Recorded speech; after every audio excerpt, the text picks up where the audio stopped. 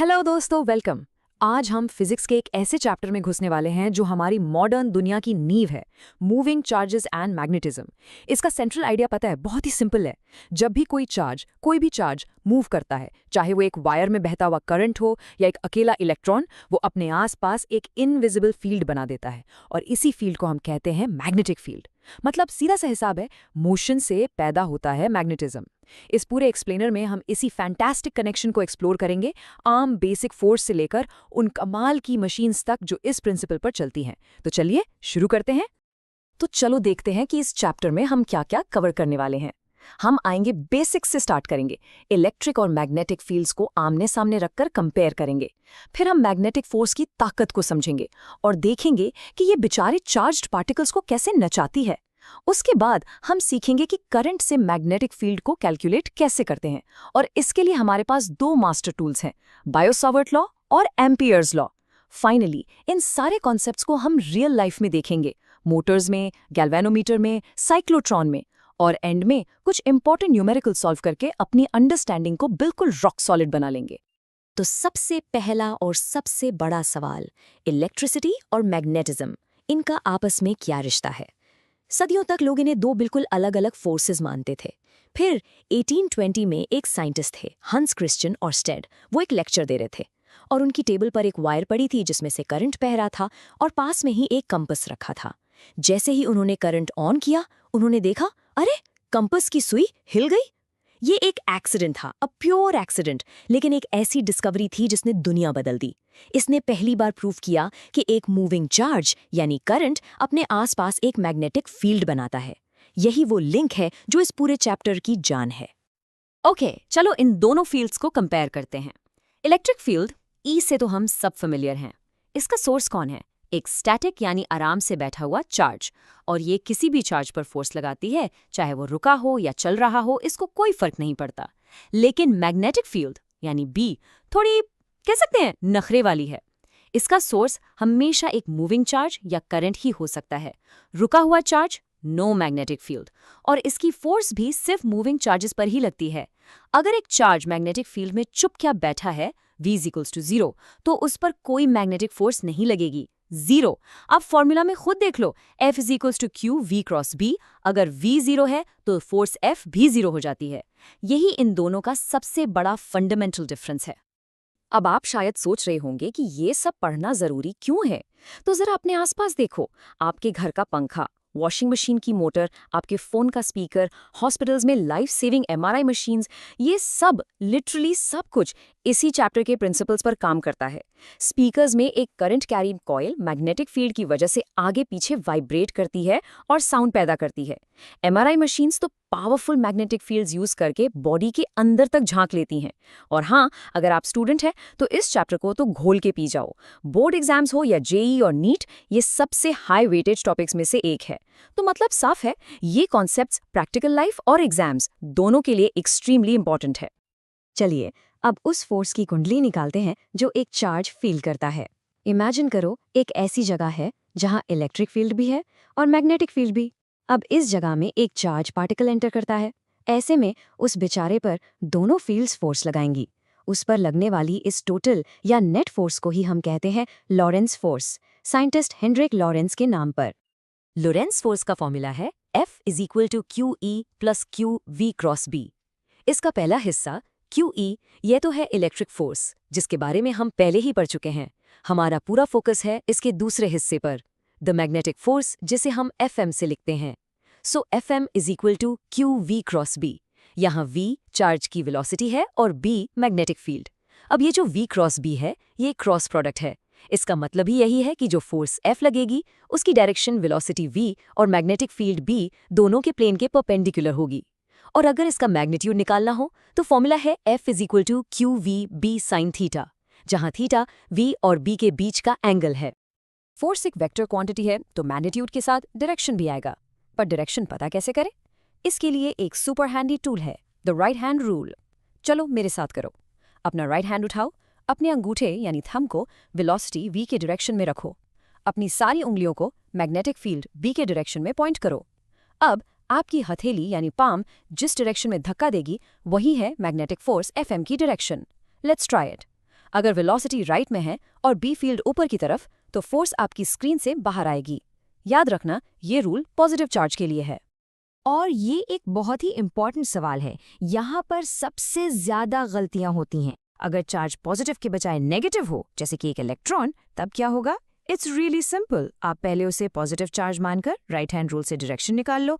अब जो भी डायरेक्शन आई है ना, फोर्स उसके ठीक एकदम ऑपोजिट 180 डिग्रीज उल्टी डायरेक्शन में लगेगी। सो अगर राइट हैंड रूल से फोर्स ऊपर आ रही है, तो एक इलेक्ट्रॉन पर सेम कंडीशंस में फोर्स नीचे लगेगी। ये छोटी सी डिटेल न्यूमेरिकल्स में हीरो को जीरो बना सकती है, इसको हमेशा याद रखना।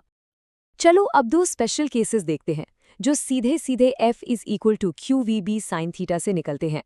केस 1, अगर चार्ज मैग्नेटिक फील्ड के पैरेलल यानी theta is equal to 0 degree या एंटी पैरेलल यानी theta is equal to 180 degree move कर रहा है, इन दोनों केसेस में साइन 0 डिग्री और साइन 180 डिग्री दोनों की वैल्यू 0 होती है।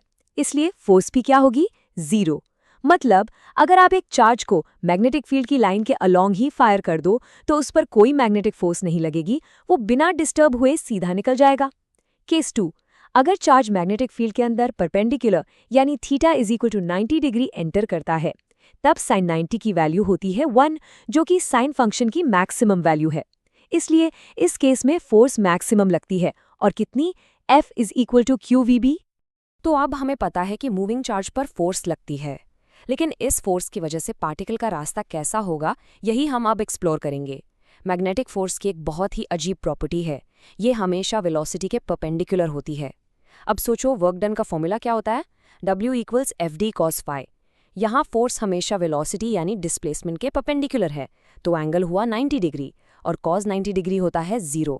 इसका मतलब मैग्नेटिक फोर्स कभी कोई काम नहीं करती, इसलिए वो पार्टिकल की स्पीड या उसकी काइनेटिक एनर्जी को बदल ही नहीं सकती, वो सिर्फ उसकी डायरेक्शन बदल सकती है। और ऐसी फोर्स जो सिर्फ डायरेक्शन बदले, स्पीड नहीं, वो पार्टिकल को एक सर्कुलर पाथ में घुमाती है। ओके, चलो इसको डिराइव करते हैं।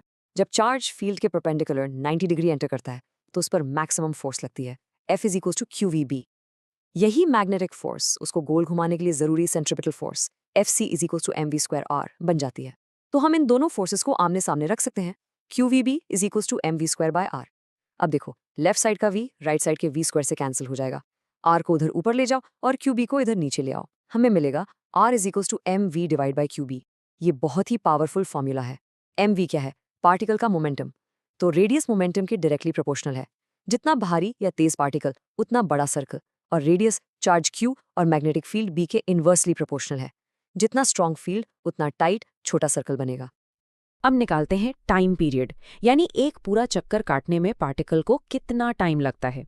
सिंपल फॉर्मूला है, time is equal to distance divided by speed. एक चक्कर का डिस्टेंस होता है सर्कल का सर्कमफ्रेंस 2πr और स्पीड है v, so t is equal to 2πr divided by v। अब इसमें हम r की वैल्यू डाल देते हैं जो हमने पिछली स्लाइड में निकाली थी, r is equal to mv divided by qb।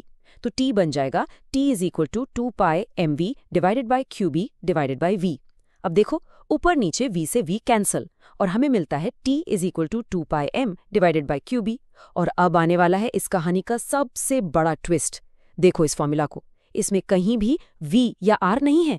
इसका मतलब टाइम पीरियड वेलोसिटी या रेडियस पर डिपेंड ही नहीं करता। कमाल की बात है ना? चाहे पार्टिकल फास्ट चले या स्लो, छोटे सर्कल में घूमे या बड़े, एक चक्कर पूरा करने में उसे हमेशा हमेशा सेम टाइम लगेगा।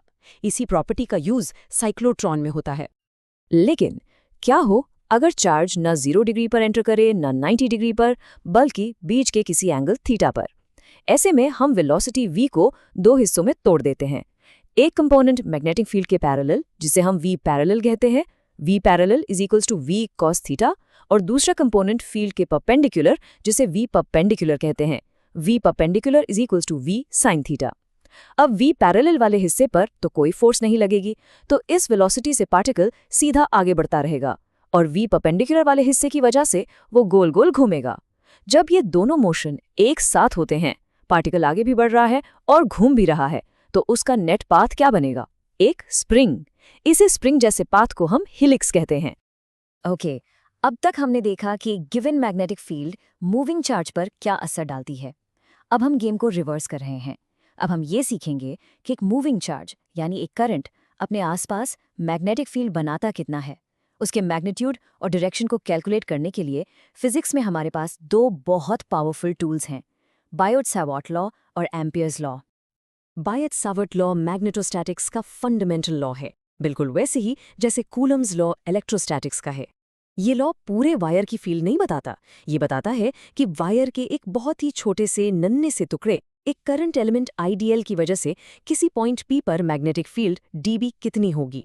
फॉर्मूला है dB = μ0/4π into IDL sin θ/r²। चलो इसे तोड़ते हैं। आईडीएल वो छोटा सा करंट का टुकड़ा है, r उस टुकड़े से पॉइंट P की दूरी है और थीटा उस आइडियल वेक्टर और r वेक्टर के बीच का एंगल है। म्यू नॉट एक कांस्टेंट है जिसे परमिएबिलिटी ऑफ फ्री स्पेस कहते हैं। अब पूरे वायर की फील्ड निकालने के लिए हमें इन छोटे छोटे dB को पूरी वायर की लेंथ पर जोड़ना पड़ेगा, यानी इंटीग्रेशन करना पड़ेगा। अब हर बार इतना लंबा चौड़ा इंटीग्रेशन तो नहीं करेंगे ना, तो फिजिसिस्ट ने हमारे लिए कुछ कॉमन शेप्स के रिजल्ट्स पहले से निकाल के रखे हैं, इन्हें बस याद कर लो। एक बहुत लंबी सीधी वायर से r दूरी पर मैग्नेटिक फील्ड होती है B = μ0I/2πr। एक सर्कुलर लूप जिसका रेडियस r है, उसके I सेंटर पर फील्ड होती है B0 = μ0I/2r। और एक सोलेनॉइड जो कि एक स्प्रिंग जैसी टाइटली वाउंड कॉइल होती है के अंदर एक यूनिफॉर्म मैग्नेटिक फील्ड होती है B = μ0Ni, जहां n है number of turns per unit length. इनकी डायरेक्शन के लिए हम right hand thumb rule use करते हैं। अंगूठे को करंट की डायरेक्शन में रखो तो आपकी मुड़ती हुई उंगलियां मैग्नेटिक फील्ड लाइंस की डायरेक्शन बताती हैं। अब आते हैं एम्पेयर्स लॉ पर। ये बायोट-सावर्ट लॉ का ही एक अलग रूप है, बट ये एक स्मार्ट शॉर्टकट है। ये कैलकुलेशन को बहुत बहुत आसान बना देता है, खासकर उन केसेस में जहां हाई सिमेट्री हो, जैसे कि लंबी वायर, सोलेनॉइड या टॉरॉइड। ये लॉ कहता है कि अगर आप एक इमेजिनरी क्लोज्ड लूप, जिसे एम्पेरियन लूप कहते हैं, बनाओ, तो उस लूप पर B.dl का लाइन इंटीग्रल उस लूप के अंदर से टोटल कितना करंट I इनक्लोज जा रहा है उसका μ0 टाइम्स होता है। ये देखने में थोड़ा कॉम्प्लेक्स लग सकता है, लेकिन इसका एप्लीकेशन बहुत सिंपल है। हम बस एक ऐसी एम्पेरियन लूप चूज करते हैं जहां B कांस्टेंट हो, ताकि इंटीग्रेशन आसान हो जाए। ओके, तो अब हम फील्ड कैलकुलेट करना जानते हैं। चलिए अब देखते हैं कि ये फील्ड्स करंट कैरिंग वायर्स और लूप्स पर कैसे फोर्स और टॉर्क लगाती हैं, क्योंकि यही फोर्सेस एंड टॉर्क्स हैं जिनके बेसिस पर हम मोटर्स, गैल्वेनोमीटर्स और दूसरे प्रैक्टिकल डिवाइसेस बना पाते हैं। मतलब अब हम थ्योरी को इंजीनियरिंग से जोड़ने जा रहे हैं। जैसे एक अकेले मूविंग चार्ज पर फोर्स लगती है, वैसे ही एक पूरी वायर जिसमें करंट यानी चार्जेस की फौज बह रही हो, उस पर भी मैग्नेटिक फोर्स लगती है। एक L लेंथ की सीधी वायर पर लगने वाली फोर्स का फॉर्मूला है F = IL/B, जिसका मैग्नीट्यूड है F = ILB sin θ। नाउ इसकी डायरेक्शन के लिए एक नया रूल है, फ्लेमिंग्स लेफ्ट हैंड रूल। अपने लेफ्ट हैंड की पहली 3 उंगलियों, थंब, फोरफिंगर और मिडिल फिंगर को एक दूसरे के परपेंडिकुलर स्ट्रेच करो। अगर फोरफिंगर फील्ड B की डायरेक्शन में हो, मिडिल फिंगर करंट I की डायरेक्शन में हो, तो आपका थंब उस वायर पर लगने वाली फोर्स या मोशन की डायरेक्शन बताएगा। इसे मोटर रूल भी कहते हैं, क्योंकि मोटर्स इसी पर चलती हैं। अब एक बहुत ही इंटरेस्टिंग चीज देखते हैं। जब 2 पैरेलल वायर्स में करंट चलता है तो वो एक दूसरे पर फोर्स लगाती हैं। क्यों? सिंपल, वायर 1 अपने आसपास एक मैग्नेटिक फील्ड बनाती है, वायर 2 उस फील्ड में रखी है, तो उस पर F = ILB से एक फोर्स लगती है। सेम चीज वायर 1 के साथ होती है। इसका फाइनल रिजल्ट बहुत सिंपल और आसान है याद रखने के लिए। अगर दोनों वायर्स में करंट सेम डायरेक्शन में है तो वो एक दूसरे को अट्रैक्ट करेंगी, सेम डायरेक्शन में दोस्ती, और अगर करंट ऑपोजिट डायरेक्शंस में है तो वो एक दूसरे को रिपेल करेंगी, ऑपोजिट डायरेक्शन में दुश्मनी। सिंपल। आप सोचो, अगर हम एक सीधी वायर के बजाय एक रेक्टेंगुलर लूप लें और उसे मैग्नेटिक फील्ड में रखें। लूप की 2 साइड्स पर फ्लेमिंग्स लेफ्ट हैंड रूल के हिसाब से एक साइड पर फोर्स ऊपर लगेगी और दूसरी साइड पर नीचे। ये दोनों इक्वल और ऑपोजिट फोर्सेस एक कपल बनाती हैं, जिससे एक टर्निंग इफेक्ट यानी टॉर्क पैदा होता है, और एसी टॉर्क की वजह से लूप घूमने लगता है। टॉर्क का फॉर्मूला है τ = NIAB sin θ, जहां N है नंबर ऑफ टर्न्स, I है करंट, A है लूप का एरिया और B है मैग्नेटिक फील्ड। और यही इलेक्ट्रिक मोटर का बेसिक वर्किंग प्रिंसिपल है। मूविंग कॉइल गैल्वेनोमीटर एक बहुत ही सेंसिटिव डिवाइस है जो छोटे मोटे करंट्स को डिटेक्ट करने के काम आती है। इसका प्रिंसिपल भी टॉर्क ही है। जब इसकी कॉइल से करंट I पास होता है तो उस पर एक मैग्नेटिक टॉर्क τ = NIAB लगता है, जो उसे घुमाता है। इस कॉइल से एक स्प्रिंग भी जुड़ी होती है। जब कॉइल घूमती है तो स्प्रिंग में एक उल्टा रीस्टोरिंग टॉर्क पैदा होता है जो उसे वापस लाने की कोशिश करता है। एक पॉइंट पर मैग्नेटिक टॉर्क और स्प्रिंग का टॉर्क आपस में बराबर हो जाते हैं, तब NIAB = K phi। यहाँ से हम देखते हैं कि करंट I डिफ्लेक्शन phi के डायरेक्टली प्रोपोर्शनल है। अब इस गैल्वेनोमीटर को हम एमीटर या वोल्टमीटर भी बना सकते हैं। एमीटर बनाने के लिए इसके पैरेलल में एक छोटा सा रेजिस्टेंस यानी शंट लगा दो, और वोल्टमीटर बनाने के लिए इसकी सीरीज में एक बहुत बड़ा रेजिस्टेंस लगा दो। अब हम एक बहुत ही इंटरेस्टिंग एप्लीकेशन साइक्लोट्रॉन को समझेंगे। ये डिवाइस उन्हीं प्रिंसिपल्स पर काम करती है जो हमने अभी पढ़े हैं, लॉरेंस फोर्स और सर्कुलर मोशन। और उसके बाद अपनी अंडरस्टैंडिंग को टेस्ट करने के लिए कुछ इंपॉर्टेंट न्यूमेरिकल प्रॉब्लम्स सॉल्व करेंगे। साइक्लोट्रॉन बेसिकली एक पार्टिकल एक्सेलरेटर है। इसे अ काइंड ऑफ पार्टिकल को रेस करवाने वाली मशीन कहते हैं। ये हैवी चार्ज्ड पार्टिकल्स जैसे प्रोटॉन्स या अल्फा पार्टिकल्स को बहुत हाई स्पीड यानी बहुत हाई काइनेटिक एनर्जी तक एक्सेलरेट करने के लिए यूज की जाती है। ये high energy particles medical treatments जैसे कैंसर थेरेपी और न्यूक्लियर रिसर्च में काम आते हैं। साइक्लोट्रॉन में 2 D shaped hollow metal containers होते हैं जिन्हें डीज कहते हैं। यहाँ 2 प्लेयर्स हैं, मैग्नेटिक फील्ड और इलेक्ट्रिक फील्ड। मैग्नेटिक फील्ड का काम है घुमाओ, वो पार्टिकल को सेमी सर्कुलर पाथ में घुमाती है, और इलेक्ट्रिक फील्ड का काम है भगाओ। डीज के बीच के गैप में एक high frequency oscillating electric field होती है। हर बार जब पार्टिकल गैप क्रॉस करता है, इलेक्ट्रिक फील्ड उसे एक किक मारती है और उसकी स्पीड बढ़ा देती है। स्पीड बढ़ने से रेडियस R = mv/qb भी बढ़ता है, तो पार्टिकल बड़े से बड़े स्पाइरल पाथ में घूमता रहता है। इसका सबसे इंपॉर्टेंट पॉइंट है रेजोनेंस। इलेक्ट्रिक फील्ड के बदलने की फ्रीक्वेंसी पार्टिकल के घूमने की फ्रीक्वेंसी v = qb/2πm के आयन बराबर होनी चाहिए ताकि हर बार उसे सही टाइम पर किक मिले। चलिए पहला न्यूमेरिकल सॉल्व करते हैं। हमें एक इलेक्ट्रॉन की डिटेल्स दी गई हैं जो एक मैग्नेटिक फील्ड में एंटर कर रहा है। हमें field B, velocity v, charge E और मास m सब कुछ दिया गया है। हमें पता करना है कि ये कितने रेडियस के सर्कुलर पाथ पर घूमेगा। Okay, let's solve this. सबसे पहला स्टेप हमेशा फॉर्मूला लिखना है। रेडियस का डायरेक्ट फॉर्मूला है R = mv/qb। अब बस सारी गिवन वैल्यूज को इस फॉर्मूला में डाल दो। मास की जगह मास, वेलोसिटी की जगह velocity and so on. Calculation में पावर्स ऑफ 10 को अलग से हैंडल करो और नंबर्स को अलग। जब आप इसे केयरफुली कैलकुलेट करेंगे तो आंसर आएगा लगभग 0.0199 मीटर्स। इसे सेंटीमीटर्स में कन्वर्ट करने के लिए 100 से मल्टीप्लाई कर दो तो फाइनल आंसर आएगा 1.99 सेंटीमीटर्स। सिंपल। अब दूसरा सवाल, हमें 2 लंबी पैरेलल वायर्स दी गई हैं। पहली में करंट 5 एम्पियर, दूसरी में 10 एम्पियर। दोनों में करंट सेम डायरेक्शन में है। उनके बीच का डिस्टेंस है 10 सेंटीमीटर, जिसे हम SI यूनिट्स में 0.1 मीटर लिखेंगे। हमें उनके बीच लगने वाली फोर्स पर यूनिट लेंथ निकालनी है। सोल्यूशन का पहला स्टेप, नेचर ऑफ फोर्स। क्योंकि दोनों करंट सेम डायरेक्शन में हैं, the force will be attractive. अब हम फॉर्मूला यूज करेंगे। Force per unit length F = μ0 I1 I2 upon 2πd। यहाँ μ0 की वैल्यू होती है 4πx 10⁻⁻7। इसको फॉर्मूला में डालो। ऊपर का 2π नीचे के 4π से कैंसिल होके 2 बचेगा। बाकी वैल्यूज डालकर जब आप कैलकुलेट करोगे तो आंसर आएगा 1x 10⁻⁻4 न्यूटन पर मीटर। और एंड में डायरेक्शन जरूर लिखना, अट्रैक्टिव। ओके, हम चैप्टर के एंड में आ गए हैं। चलिए अब कुछ ऐसी कॉमन मिस्टेक्स डिस्कस करते हैं जो स्टूडेंट्स इस चैप्टर में अक्सर करते हैं। इन गलतियों से बचकर आप अपने मार्क्स बचा सकते हैं और फिर पूरे चैप्टर को जल्दी से की पॉइंट्स के साथ समराइज करेंगे। So a crucial point is to avoid these errors. सबसे कॉमन गलती राइट हैंड और लेफ्ट हैंड रूल में कंफ्यूज हो जाना। याद रखो, राइट हैंड रूल एक सिंगल चार्ज के लिए है और लेफ्ट हैंड रूल एक करंट कैरिंग वायर के लिए। दूसरी गलती, सिर्फ मैग्नीट्यूड निकालकर छोड़ देना, हमेशा डायरेक्शन मेंशन करो। तीसरी, नेगेटिव चार्ज इलेक्ट्रॉन के लिए फोर्स की डायरेक्शन को रिवर्स करना मत भूलना। चौथी, न्यूमेरिकल्स में सभी यूनिट्स को SI में कन्वर्ट करना हमेशा। और पांचवी, फॉर्मूला में एंगल को आराम से देखो कि साइन थीटा यूज करना है या कॉस थीटा। ये सिली मिस्टेक्स नहीं है, ये रैंक डिसाइडर मिस्टेक्स है, इनसे बचना है। एंड फाइनली, ये है आपके रिवीजन के लिए formula sheet. Lawrence force, circular path का रेडियस, एक लंबी वायर के कारण मैग्नेटिक फील्ड, एम्पियर्स लॉ, एक वायर पर फोर्स और एक लूप पर टॉर्क। ये फॉर्मूलाज इस चैप्टर की आत्मा हैं।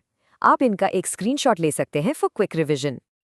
तो इस पूरे एक्सप्लेनर में हमने सीखा कि कैसे एक मूविंग चार्ज यानी करंट अपने चारों तरफ एक मैग्नेटिक फील्ड बनाता है।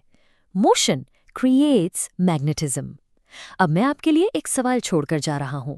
दिमाग की बत्ती जलाओ और सोचो, अगर मोशन से मैग्नेटिज्म बन सकता है तो क्या इसका रिवर्स भी पॉसिबल है? क्या एक बदलती हुई चेंजिंग मैग्नेटिक फील्ड इलेक्ट्रिसिटी बना सकती है? इसके बारे में सोचिए, क्योंकि यही सवाल हमें हमारे अगले चैप्टर इलेक्ट्रोमैग्नेटिक इंडक्शन की तरफ ले जाएगा। Thanks for watching.